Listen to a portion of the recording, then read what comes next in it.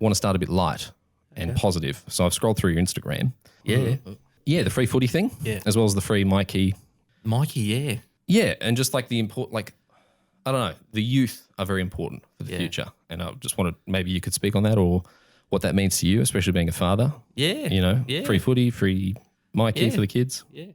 Look, really, I mean, I got into politics as someone who was a young person advocating for young people, right? So for me, it's at my very foundation that we've got to continue to maintain young people at the forefront of government thinking and policy making. And like, as someone who's a member of the Victorian Labor Government, like I can very much assure that we do take like a whole of government approach when it comes to young people, and children and youth are at the centre of that very much so. Like through these commitments, we want to make sure young people have access to, you know, whether it's, you know, good kinders, schools, public transport, or access to services and facilities that are free or low cost or accessible.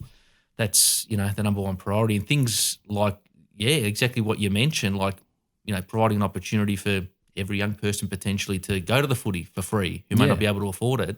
Have that sense of freedom. Is amazing, you know, to experience, the very best of what's happening on the field at the MCG, the big Coliseum. That is the envy of sporting, you know, stadiums around the world, is something we're doing. And free public transport as well, you know, starting January 1. That's massive. Like Very big deal. That is massive, mate. It's going to save young people under 18, between 6 and 18 years of age, like $750 a year.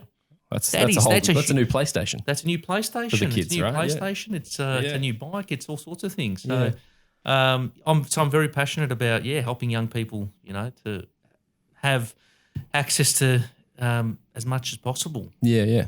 And I'm a dad too, like you said as well. So I come to the job with that perspective as well as a local parent. You know, I've got 2 young daughters who go to school locally as well. And, you know, just like I want the very best for my kids, I genuinely want like the very best for everyone's kids in this community and across Victoria as well too. So working on those things very hard. No, I just wanted to bring that up. I think it's beneficial. Like that's sort of things, 3 things I sort of care about is, you know, youth engagement in the overall society of Australia. You know, that's important, you know, the regions. And then number 3 is like small businesses. So it's those sort of 3 things that, you've ticked one of those boxes. No, you know what I mean? Like it's an important thing. Yeah. Well, the young people are the future. Like, not to use a cliche, but they are the future. So the more we invest in them now, the bigger we're going to reap the rewards later on as a society, as a community, but also in terms of individual households too. So, you know, a lot of the, you know, socioeconomic issues that people experience later on in their life, you can potentially, by and large, trace back to their upbringing and the opportunities they had and didn't have.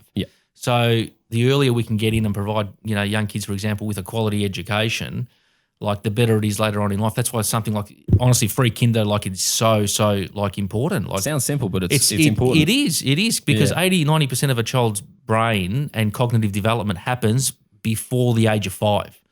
So if they're in kinder from 3 to 4 years, having that 5 to 15 hours and then eventually 30 hours of pre-prep into the late 2030s that we're planning on, their emotional regulation, their cognitive abilities are going to be that much, you know, higher and better. It's going to improve their life chances for the rest of their life.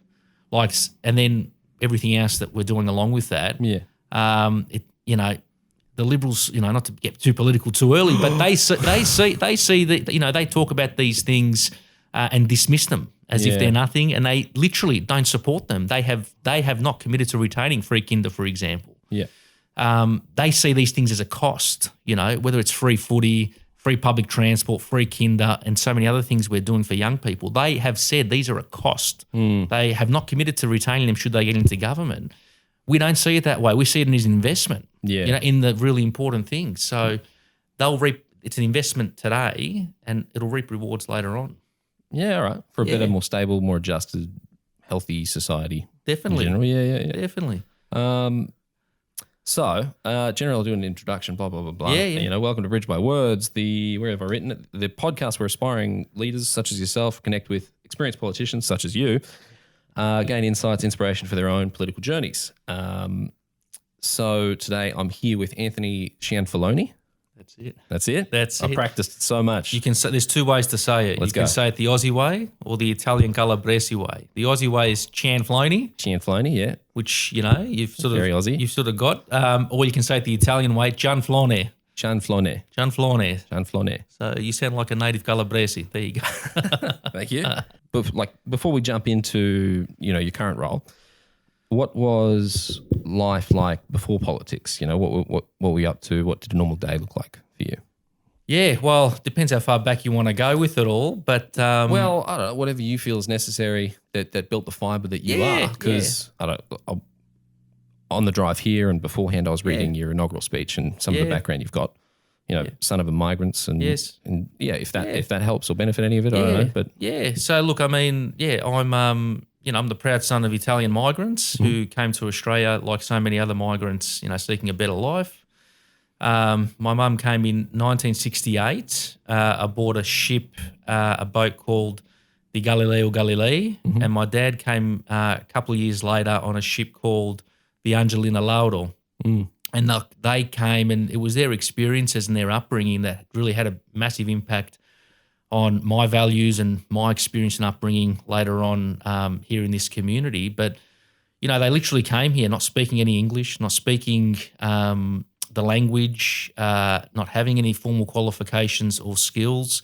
My mum's highest qualification was literally grade 5 back in Calabria, where they grew up, which was at the time, she says, the highest a young girl was allowed to go to be educated. Damn. My dad, was pretty loose with his education. He was more preoccupied with playing soccer and other things and getting up to a bit of mischief.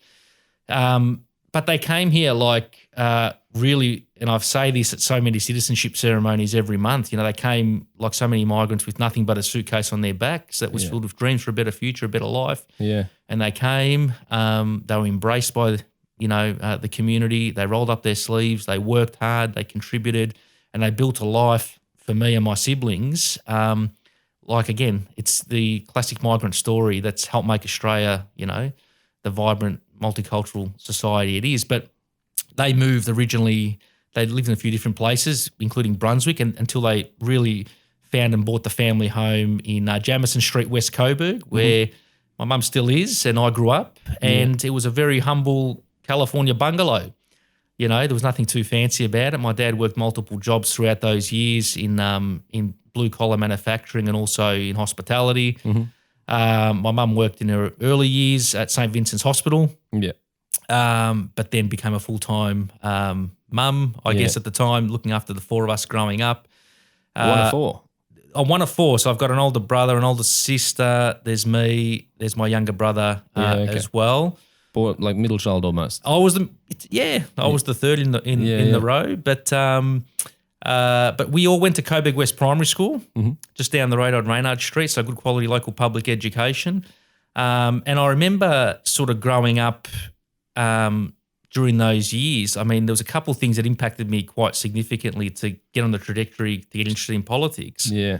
But at the same time, my real love at the time was soccer. I wanted to be the goalkeeper for the Socceroos. That's part of the story. But I'll talk to my connections and we'll see if we can still get you in. You know what? If Popovich gives me the call up tomorrow, I wouldn't say no. But but let's see what happens. But there was 2 things that happened in those early years that got me interested. One was when I was going to Coburg West, we had a guy who was the federal member of parliament for this area, the member for Wills, and his name was Bob Hawke.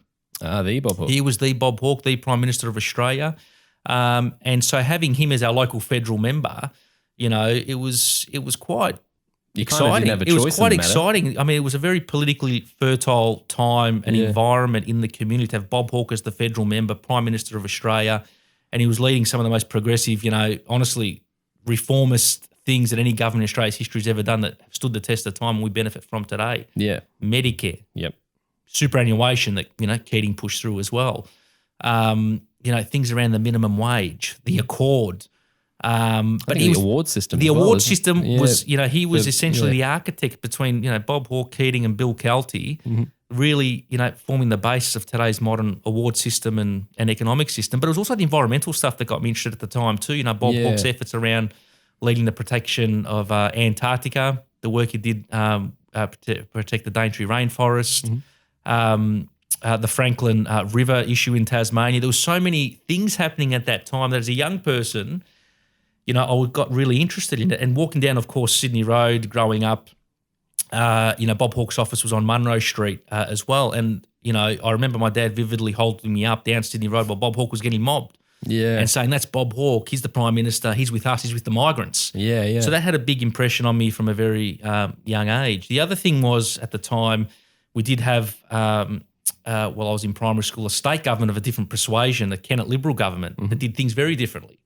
Yeah, and I read that in your... that our community really felt the brunt of. And one of those big things that he did, amongst many, was close 12 local schools. There was 12 local public schools across today's Marybeck that he shut down. Doesn't sound like that's an option these days. Oh, even think of shutting a school. No. But at that time, I remember grade 3, grade 4, I was in grade 5, and I remember I was a bit different as a kid too. I loved news and current affairs. I'd read the local paper every week. I'd watch the news at night. Yeah. And I remember thinking, that's not right. Like, governments shouldn't be closing schools. They should be fixing up existing ones and opening new ones. Like, at that very age, it didn't sit right with me. Yeah. And at the time as well, I remember they closed, like I said, 12 schools, Oak Park High, Hadfield High, but one of them that they closed was the original Coburg High School on Bell Street that my older brother and sister used to go to. Yeah, okay. They finished a couple of years before Kennett made the decision to close it and sell it off. And so for me and that generation coming into high school in that mid to late 90s era, we essentially didn't have a viable local high school to go to. And so my parents ended up sending me to Northcote High at the time, which was a great school, of course, and I very much enjoyed. But the point was, I vividly remember our class of grade 6 at the time was very fractured and dispersed because we all got sent to different high schools around the place in the absence of a viable local one in Coburg. So they were really the two things that really drove me. The third actually was, I remember as well growing up a bit older, seeing the local paper every couple of weeks, and there'd be a front page story basically talking down young people, like basically talking about, not dissimilar in some ways that we see today. Stop buying avocado. Things around, youth crime, youth delinquency, those kinds of things. youth, antisocial behaviour down at the train station. And again, I remember reading the paper and thinking, this is not right either. Like, the young people I know, by and large, at school or at soccer, they're great people. They contribute. Everyone's doing their best. But the ones that might be doing this sort of behaviour, they need our help. They don't need our demonisation. So that got me on the journey eventually to get involved in the Moreland Youth Action Committee at the time, and then to go on to found and establish the Oxygen Youth Project, an Oxygen Youth campaign. Yeah. It was all about creating breathing spaces for young faces, and which ended up leading to us establishing the Oxygen Youth Hub on Gaffney Street in Coburg. Still there? It's still there, very much so, and it's the benchmark youth centre, I say, for the northern suburbs and potentially the state, because it was all about really creating that space for young people to go for free or low-cost access, which we didn't have previously for generations like mine growing up, that you could go to in the area. Yeah, makes all the difference having a place other than home and school. 100%. Yeah. 100%. It had to be outside of school, outside of the sporting club, something different. Better than hanging out at the train station. Well, yeah, not that there's anything wrong with catching the train. No, catching the train's fine. I mean, But correct, giving young people a place to go that's theirs, and it's going, it's thriving. There's thousands of young people that use it every year still. Yeah, yeah. And it's got different services and different activities, and that's something I'm really proud that, you helped. I helped create with many other young people at the time. Yeah. But it's those same values that, keep driving me in the work I do today too. I like it. Yeah. So it's that's sort of the bedrock thing that's sort of added to the fibre, got you driven, got you pushed into where you are. Yeah, definitely. And growing up in this community, again, it's one of the most multicultural communities in Australia. Yeah, I think it is by statistically facts, isn't it? Yeah, correct. Yeah, correct. yeah. It's definitely up there. And being brought up with such diverse communities also gives you a greater appreciation of just how lucky we are here in Australia. Yeah. And just, especially now that I'm in this job, how much harder you got to work to preserve that, protect it. Yeah. Because social cohesion doesn't happen by accident either. No, it's by design and, people choosing to work together. That's right. Yeah. Preach, sister. That's it.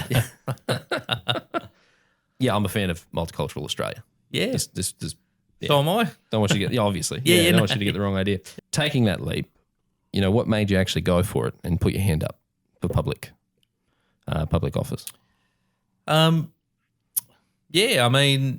So I guess, through that early experience, and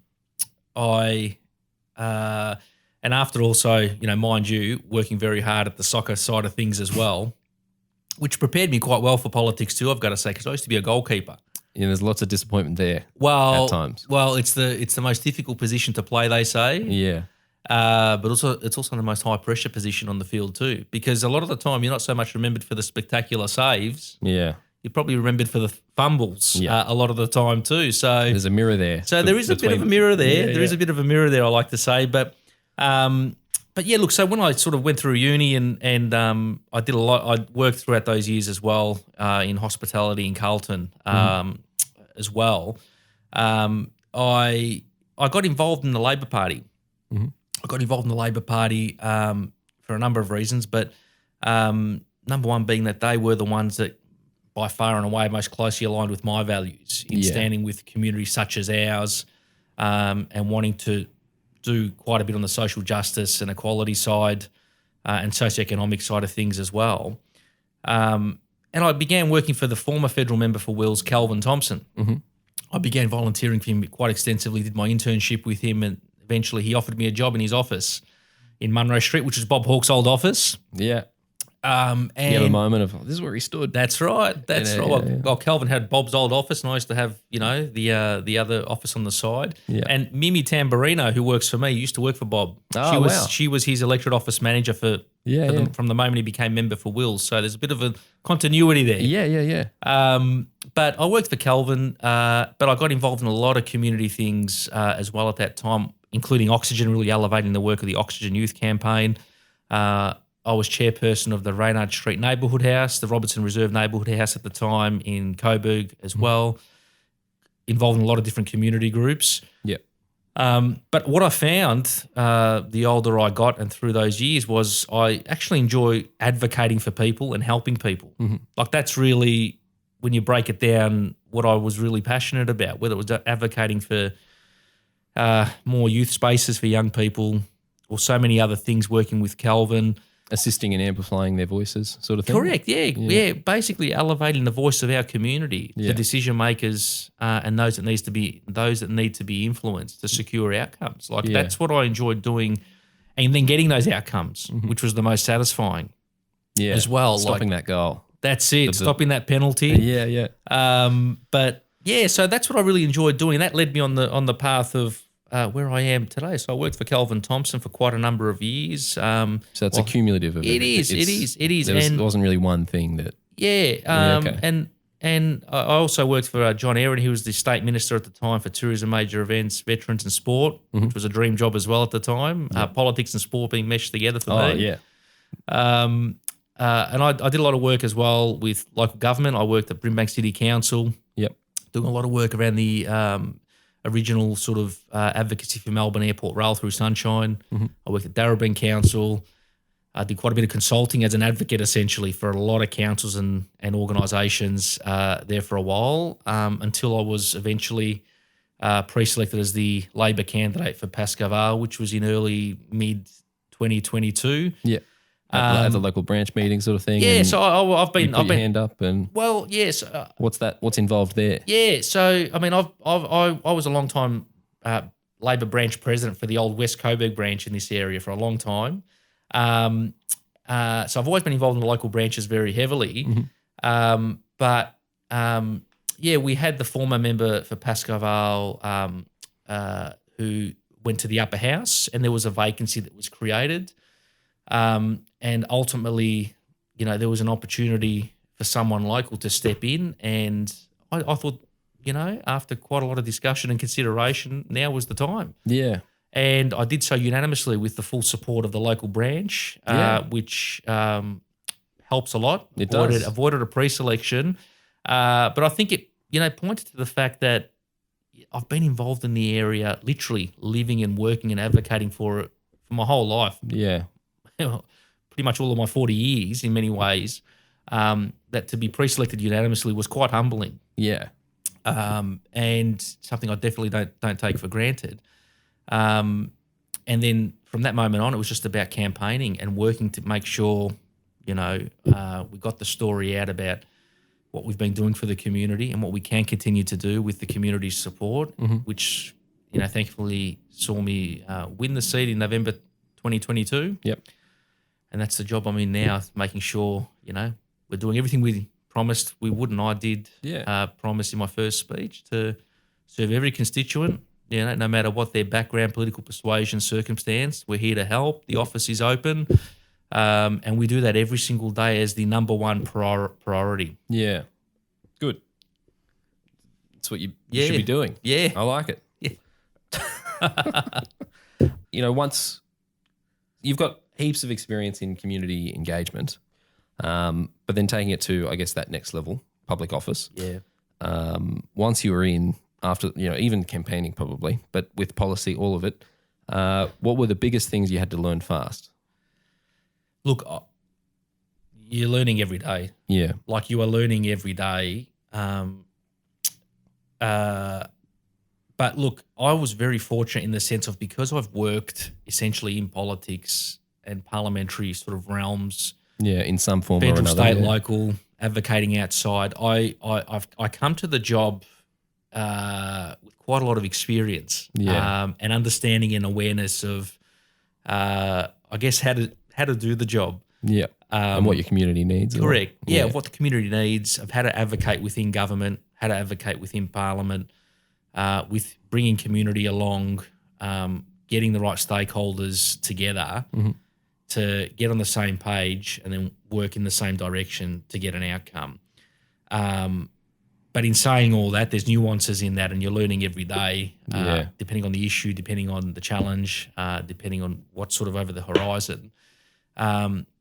But fundamentally for me, all of that is about working with people. Like, you've got to work with people in good faith. You've got to bring people along.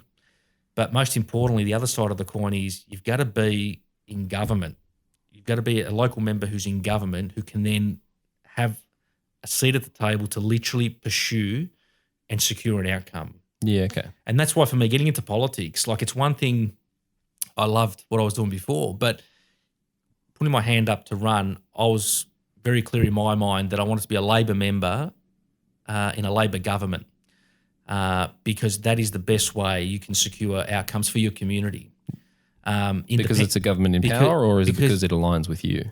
Well, Labor Party aligns with me. Yeah. That's why I've signed up to it. But being in government is what opens the door. Being in government is what gets you the open dialogue from the Premier right through to every minister and parliamentary secretary and departmental government entity you need to talk to.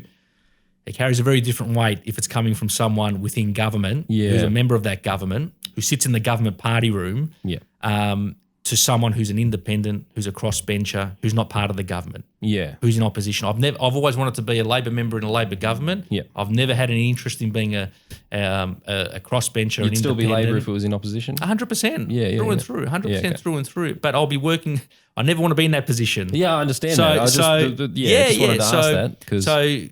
I mean, every day is about making sure we don't take for granted the gift of government as a Labor government, doing everything we can for people who approach us, plus delivering on all the election commitments and other promises we've made for our community.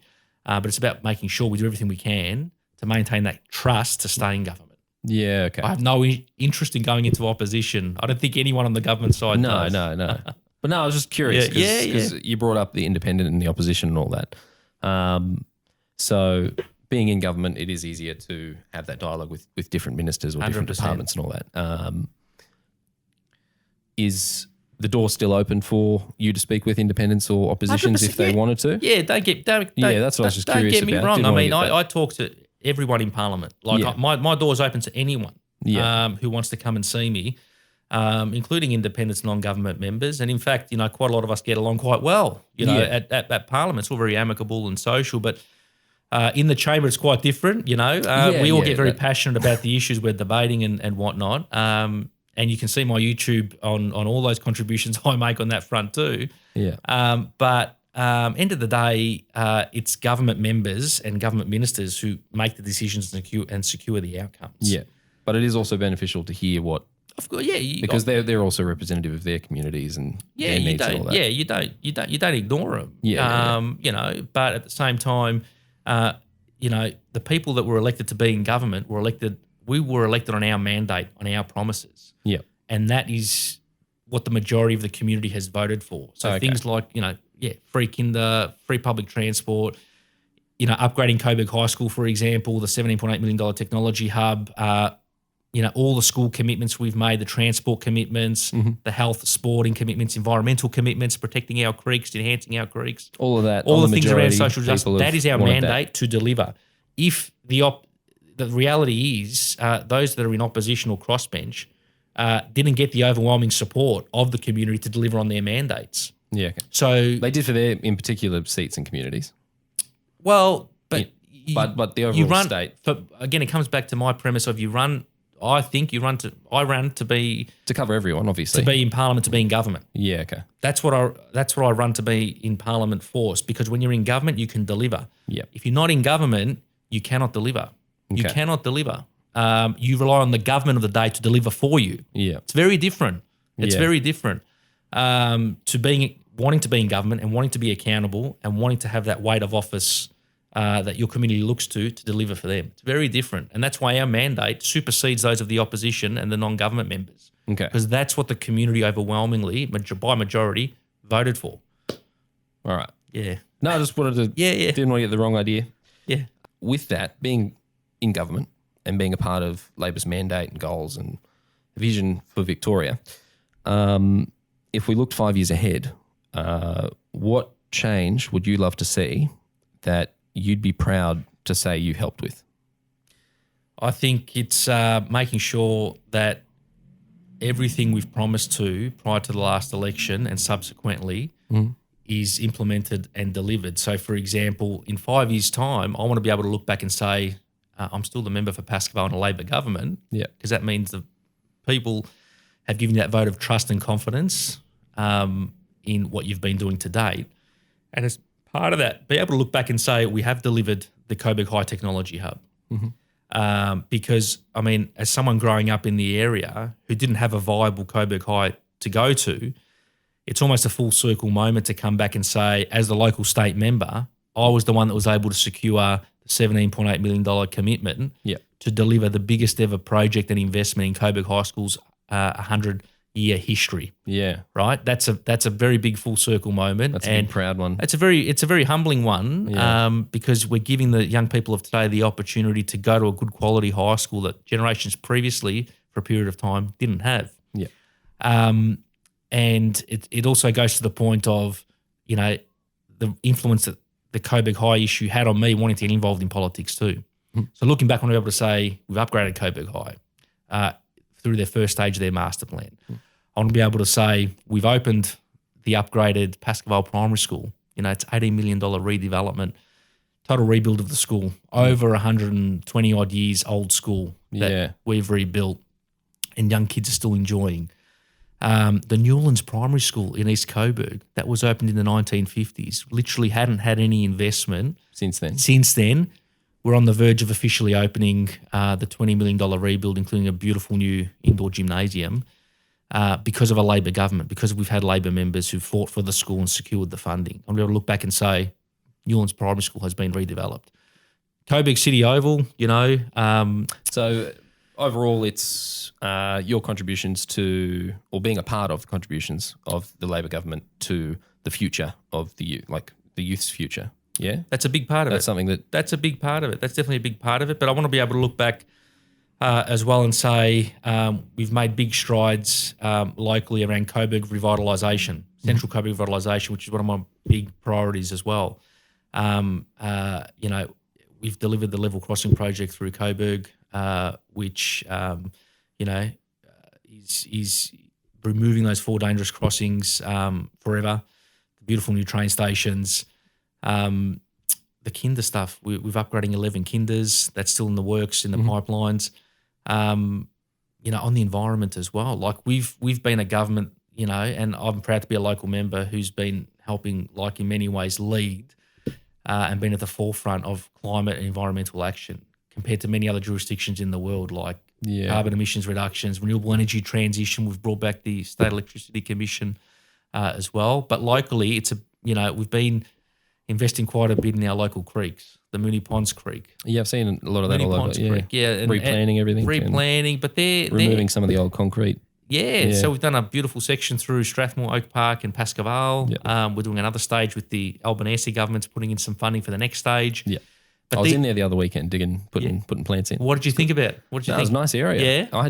The next day I had to take the missus out and go, look what I did. Look at this. Look at this area. Yeah. See? Yeah. About 40,000 plants we're planting through that corridor, through that funding. Mary Creek, Eggers Creek, West Breen Creek. So that's an example of at a broad level what we're doing as a state to take action on climate change and protect the environment, but tangibly at a local level, they're the projects that are also making a difference too. And that's what I'm very big on as the local state member too. Yes, it's about the big broad policy reform, but locally making it tangible. So whether it's the schools or the creeks. Because that's where it starts and ripples out. That's where it starts, and that's where the communities benefit from. Yeah. But it's also the big stuff as well, like Royal Commission into mental health, Royal Commission into family violence prevention. These are big, heavy issues and topics that haven't been touched for generations that we've So you'd confronted. say there are some current challenges in the community that sort of keep you up at night? Yeah, of course. I mean, no day's the same in this job. And, it depends as well, by and large, on who comes through the door, who contacts us with their issue. I mean, just last week, for example, we helped a woman finally secure public housing, community housing for the first time. Yeah, good. Who approached us literally sleeping in her car. Yeah. Someone homeless with a serious health issue.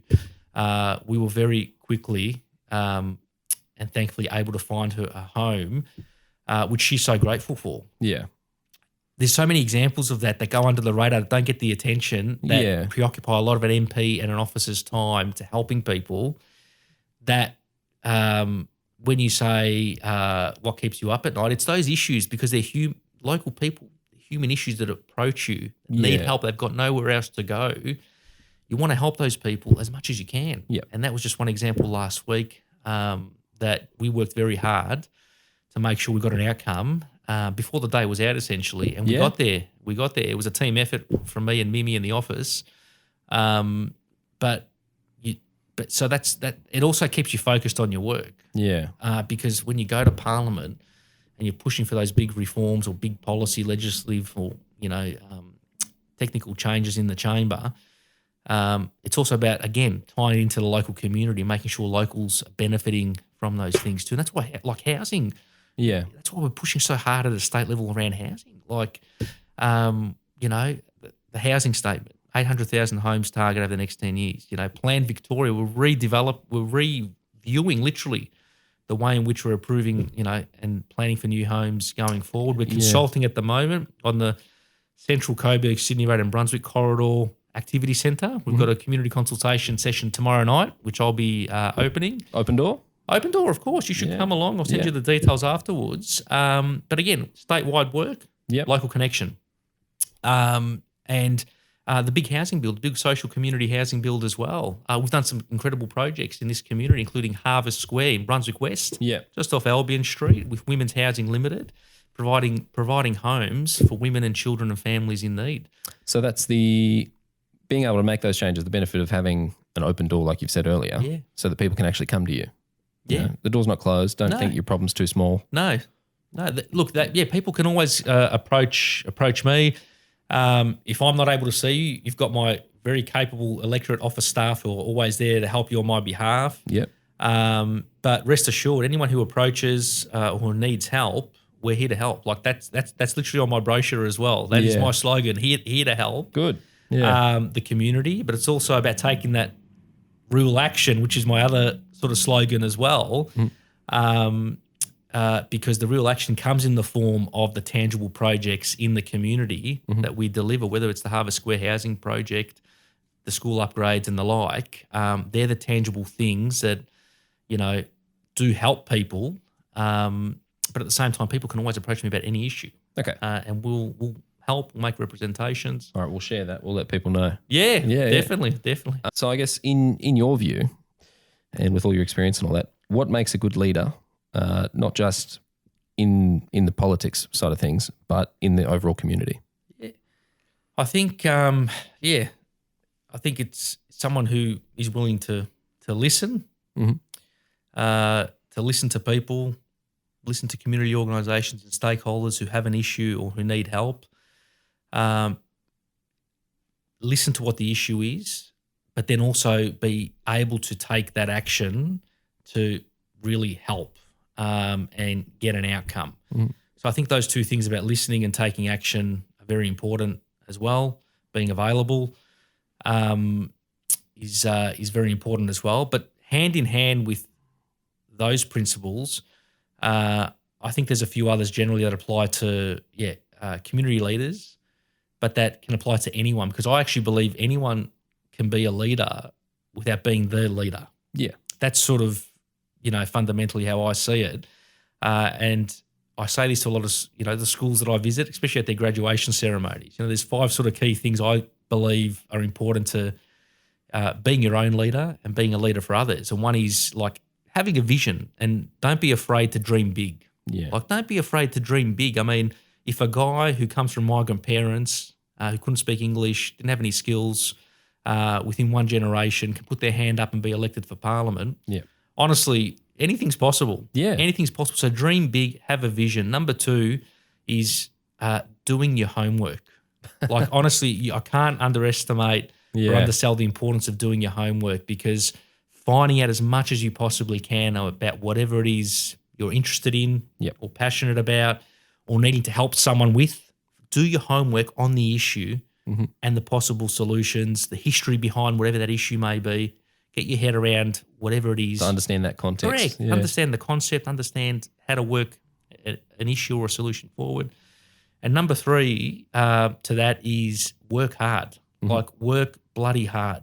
Again, I don't come from anyone, of any sort of aristocracy or any sort of, family wealth. Not blessed by God or anything. Well, I think we're all blessed to some degree, but you know what I mean. In terms of, anything I've had to, like many in this community, we're a very resilient community. Yeah, we've all had to work very hard, but for the next generation, in that, no matter what your pathway is, just keep working hard. Like, really, really work hard, and that'll always set you apart and set you ahead of whatever it is you're sort of pursuing. Number 4 as well in all that, I would say, is always give back. Like, be mindful of giving back as you're working through these elements. Always keep an eye on, who you can help along the way, who you can lift up along the way as well. And that's always been a big ethos for me too, whether it's through the Oxygen Project, whether it's, while I was goalkeeping and leading a team out onto the field, whether it's through all the other things I've been working on since being an MP, help people, bring people along with you, because that's ultimately what it's about. And that's the legacy you can, I think, leave behind, that you've helped people, communities to be better and fairer. And the 5th thing I would say as well, and probably the most important, fundamental to it all, is just keep believing. Like, never stop believing, because honestly, anything is possible. Believe in that original vision. Believe in that original vision. Believe in yourself. Yeah. I mean, most people are fortunate enough to have school communities that believe in them, families or carers that believe in them. Definitely, as long as you've got a Labor government in place, we will believe in you and provide you with the tools, the opportunities and the safety nets to succeed. But just keep believing, because there's something to be said, I think, in that attribute of belief that sustains us all in whatever it is we're doing, whatever we're advocating for, whatever we're fighting for, whoever we're seeking to represent or aspire to in life. Just keep believing, stay the course, stay the journey. And I think that can carry one a long, long, long way as well. All right. Well, they're probably going to be snipped up and put on the Instagram. There you go. Yeah. But I say that to a lot of kids as well at their graduations too. And And there's some old-fashioned values there, but they're good. Victorian Parliament, they've been, Labor has been in for a while, and so and they've been achieving some great things. How do you see Victorian Labor Party evolving to meet today's challenges, and what part do you want to play in that? Well, the part I want to play in that is being a very good local state Labor member for Pascoe Vale, Coburg and Brunswick West. Number one, of course. Number always. one. If I'm, I think if each and every one of us throughout our government and caucus are being very good local members, which we all are. Yep. I've got some very good, hardworking colleagues. I think we're all better off as a government, but also as a community and as a state. Like that goes without saying. Number one, if we're all serving our community the way we all intend to and try to, I think it's better off for the whole state, right? But of course, we have been in government for a long time. The majority, cumulatively, we've been in government at a state level for the vast majority of the last 20 odd years, right? And that's why it's important to ensure, like, as we remain in government and seek to another mandate, as we go to the next election, like we'll be seeking a record mandate for successive Labor governments in this state. It will be virtually unprecedented for the length of time should we be fortunate enough to it's the season of be firsts. elected again. Yeah. That's right. Yeah. But the good part in that is the class of 2022, we have a lot of new MPs, a lot of new caucus members that have been elected. Yours truly is one of them. I came in with a very strong class of first-term MPs who, just like our previous generations that have come through, are all very hardworking, and we're all very committed to staying in government as local members of a state government. But we've got to continue to remain attuned to the needs of the community and the issues and the concerns of the community. Yes, we've got our commitments that we've made over the years and we continue to deliver, particularly around the major infrastructure projects and the like, and the big reforms around education and mental health and the like. But we've also got to make sure that our agenda does continue to resonate and respond and connect with the emerging and evolving issues. And number one on all that front is cost of living. Yeah. Like I believe, and the number one issue I get contacted about, in terms of who comes through the door and contacts me, is cost of living. So making sure that we continue to provide all those cost of living supports and look to consider further ones as we go along will continue to remain, the number one priority. So there's this constant, checking on yourself, making sure you're going in the right direction, and adjusting to what the community needs. I believe so. I believe so. So you've got to make your promises, obviously, before elections. Yeah. You've got to implement those promises, which we have been doing, but then you've also got to continue to listen, evolve, and take that action to respond to those emerging issues. And cost of living, the number one cost of living issue is housing. That's why the housing stuff is so important. Building more homes, supply, and undersupply of housing is the biggest issue. Whether it's buying, owning, or renting a home, we've got to do more of that. We're putting up our hand in this community to absorb an increased number, including in central Coburg, namely, in that regard as well. The cost of education as well. We've been doing tangible things to help with that. $400. The kindy and all those things. Even the Myki thing. The Myki is part of that. Yeah. Yes, Myki. It's a bit of money. It's the parents who pay for the. That's right. It's not the kids. That's right. Yeah. It's the power saving bonus as well. It's the $200 sports kids voucher program as well. It's doing all these tangible things to help people with the cost of living. I think that is the most important issue that we need to continue focusing on as well. And again, we're at a state level. At a state level, we need to be able to focus on and do practical things that's within our control and within our realm. And I think as well, people are mature enough to obviously understand the distinction between federal, state and local government, what's in their respective realms. And at the moment, of course... I guess what is a common misconception? Yeah. I mean, I get approached by issues, all sorts of issues from different levels. That's not to say we don't help on those, but and I understand because most people, they're busy with their lives. They're busy with taking the kids to school, eating the lunches packed, doing the extra shift at work to make ends meet. People are busy. So whoever comes through the door will help. But also there's a lot going on in the world at the moment too. There's heaps, we're entering a phase of geopolitical tensions and economic challenges like which we probably haven't seen really since the Great Depression, Second World War, and the COVID pandemic. Big shift happening, Huge shifts are happening. We should have another episode where we talk about that. Well, I'd love to talk. Yeah, I mean, I'm happy to. But what I'm getting at is at a state level, we need to, as a government, be doing everything we can to keep Victoria in a healthy, resilient, and sustainable place, both economically and socially. Yeah, that's what I'm getting focus at. What's within the state's control. Correct. And that's also what we're big on as a state government, focusing on those issues we can control, that we do take action on, and using our time in Parliament and with decision makers to really influence change and secure outcomes across each of those state and local things. Yeah, good. Yeah. Again, preach, sister. Yeah. I guess we'll probably wrap it up now, but last final question. If you could go back to the moment when you first considered entering politics, what one piece of advice would you give yourself and why? Wow. That's a big question. Sorry, I talk too much. No, it's okay. That's okay. So I did say to you at the start that originally when I was growing up, I was a goalkeeper and there was a lot of lessons in that. The other thing as well that I was in my later years, I very much got into bodybuilding as well. I remember seeing and there's a trophy like on my shelf there where I was a 2005. Yeah. You're the second person I'm telling after I've said this in my first speach. Yeah, I just listened to it in the speech. It's not something before, I go out and about to promote too much.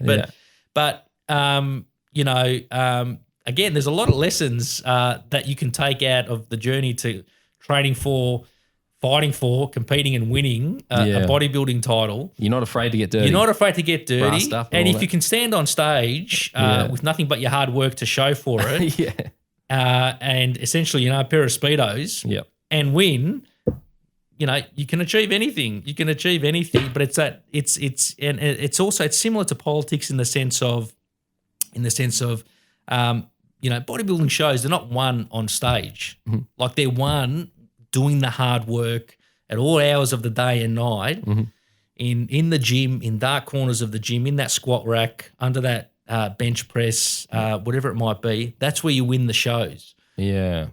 Getting on stage is where you display the hard work you've done. And in many ways, politics is similar without the Speedos in the chamber. Be a very different chamber. But when you're in the chamber and you're getting up on an issue and you're talking and you're pushing for it, you've done the work by and large behind the scenes with the people that are making the decisions to influence and push that outcome. So where's the advice in that? The advice in that basically is keep working harder earlier and sooner to get on top of and get ahead of different issues and opportunities. Okay. Because like bodybuilding, it's you influence the outcomes off the stage, not just on the stage. He's probably part of that advice, but I've been doing that. Yeah. Just do more of it. Yeah. And we're doing a lot of it. Keep at it, and you'll see the gains. Correct. Yeah. Keep at it, and you see the gains. And an example of that actually is the Coburg Athletics Track campaign that you might have seen that we launched. To keep the track, I think, to keep and save the Coburg Athletics Track, So council came out with a proposal a couple of months ago, quite concerningly, to basically amalgamate the track with the adjoining football and cricket oval into one big grass oval. Mm-hmm. And the athletics community, along with the footy and cricket community, were very concerned about this. Yeah. For obvious reasons. So I was very supportive of the community campaign to save the track. We've launched a petition. We've run a very impactful and influential campaign, and we look to council next month to hopefully make that decision to save the track. And we believe, fingers crossed, they will do that. But that's taken a lot of work behind the scenes. Yeah, not just with the community, not just with the various stakeholders, but also with council and council representatives. And come showtime for the council meeting, when they next meet to consider this matter, let's hope there's an outcome there. Fingers and toes. But again, it's more than just making the noise. You've got to do the hard work behind the ground, get people, rally them. All of that. That. But yeah. All right. No, well, all right. Yeah. Beautiful. Thank you, Anthony. Thanks for having me on. Is there anything you want to plug? Yeah. You said you got a YouTube. He puts little snippets from all your speeches there. Yeah. You can jump on my YouTube and the Instagram's very active. You got I've got young Julian who does a great job in my office with all my social media and YouTubes. But jump onto any of those platforms and you can see what I'm up to. Yep. Every given day. In Parliament or outside of Parliament, and we do through those things try and give people an insight on what the priorities are and what the things are we're working on. But honestly, congratulations to you on the work you're doing with your podcast. It's fantastic that you're. Well, it's again, putting the hard work in enough so you can get noticed by people higher up you know, and try to get their voice on the podcast. Yeah. Because I just have to have a track record of the work to prove that, you know, this is a platform where people like you can share. That's right. Yeah. That's good. And the advice for people. Yeah. That's right. And the last message I'd leave is basically, you know, keep up the good work for you. But, you know, if anyone needs any help, just reach out to me anytime in my office on the corner of Gaffney and Sussex Street. Yep. Next to the Coles. Yep. He doesn't work at Coles. Contrary to what a lot of the kids think, but I'm right next to the Coles. Just come into the office, give us a call or send me an email, and we'll get back to you as soon as we can and help you as best as we can. And if anyone wants to drop into Parliament anytime when Parliament is actually sitting, I'm in there too. I welcome a lot of constituents there too for a bit of a tour. It is open door there too, by the way. It is open, yeah. Public can come in. Drop me a line if you're interested in coming by. I'm happy to show you around and have a coffee, and you can see how Parliament works as well. Yeah. So maybe we do the next podcast from there. Maybe we can organise it. Maybe. I'd like to, you know, book a day. Yeah. And interview a bunch of you. Yeah. We can organise that. Yeah. That'll be good. Too easy. Is there anything else you needed from me? Or no, just that's it. All the useful information, the story and the history and what made you you, and hopefully that inspires the audience to take action and put the effort in to receive the gains. That's it. Another thing I should mention actually as well is not many people know this about me as well, but I'm a guitar player. No way. Do we got one in the office? No, we don't. And I was just thinking I should have probably brought one in to play you a bit of a song, but I have been talking to Julian about it. I do want to do the odd sort of, you know, little riff of the month or riff of the week sort of segment on my social media. So if anyone's got any suggestions. For songs or riffs, or I'm a big riff I'm a big 80s rock, glam rock sort of guy, you know, heavy metal. So, any riff suggestions? I know Metallica's coming out, AC/DC is coming out later this year. Lenny Kravitz is going to Mildura, so I'm already thinking content. I'm already thinking content and new riffs to learn or recycle that I've, you know, we'll played years ago. Media and demand it from him. So keep an eye out for those. I'll get the riffs going again. Good. Bring in the riffs back. Bring the riffs back. That's it. Thank you. Thanks, mate.